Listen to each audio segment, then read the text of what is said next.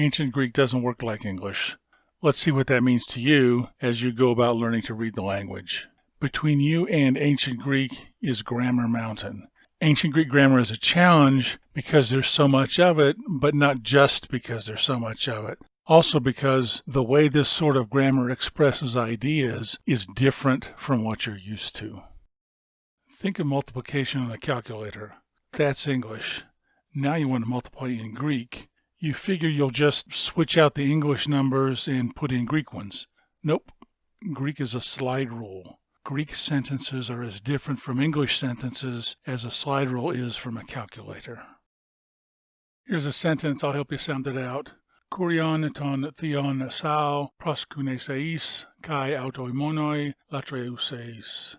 Sentences are about things and how they relate to each other. An action happened, a thing did it, some other thing was involved. But which thing did the action and which thing was the other one? The raw words just identify the things. The relationship between them is expressed by the structure of the sentence. The action is the verb.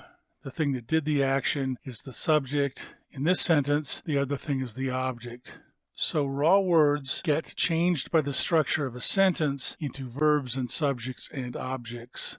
Languages have rules that structure their sentences so you can tell which thing is the subject and which thing is the object. English uses word order.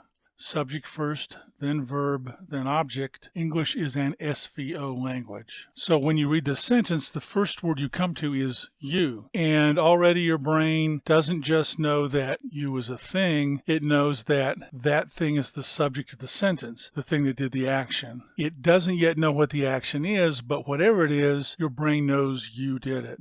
That's pretty amazing. You've read just one word, but already, following the rules of English grammar, your brain has started to construct an idea.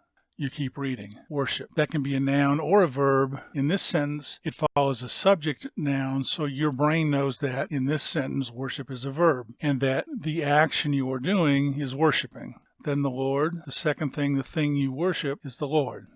English expresses relationships with word order, subject, verb, object. This is a very strong rule, and you don't even have to know it is a rule. It's just how your brain was trained to think. English is an SVO language. Greek is not. The relationships that English expresses with word order, Greek expresses with word endings. So when a Greek brain starts to read the sentence, the first three words are Lord the God, and because they end with an O-N, the V is an N. Because they end with an O-N, a Greek brain knows that something did something.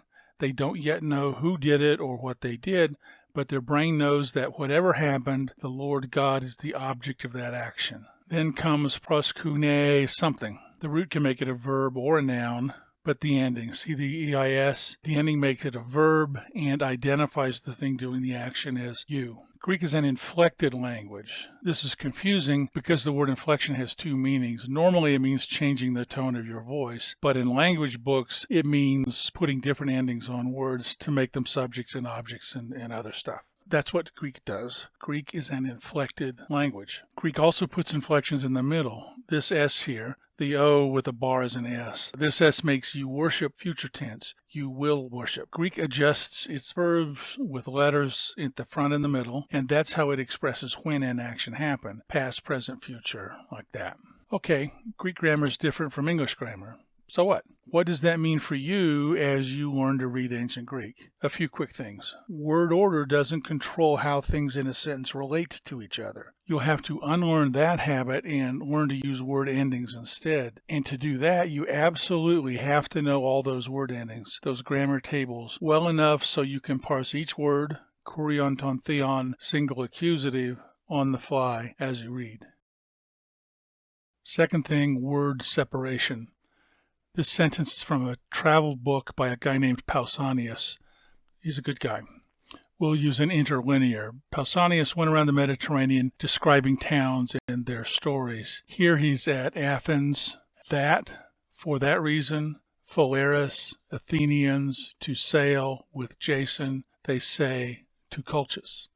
It's not immediately obvious to my English brain how that all fits together. Let's use word endings to see what words go together. Athenians, they say. The Athenians say. See how the words that express this are split up?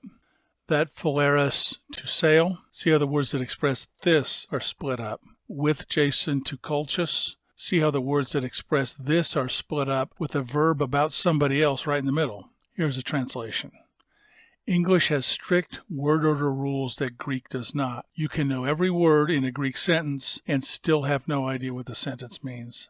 Let me show you a little more what that's like. Here's an English sentence that most of us have trouble with. You should expect reading Greek to feel like this until you get clustering figured out. Between you and Greek is Grammar Mountain. On the other side of Grammar Mountain, you won't use English rules, you'll use Greek ones. Next time, a list of skills you'll need to read Ancient Greek.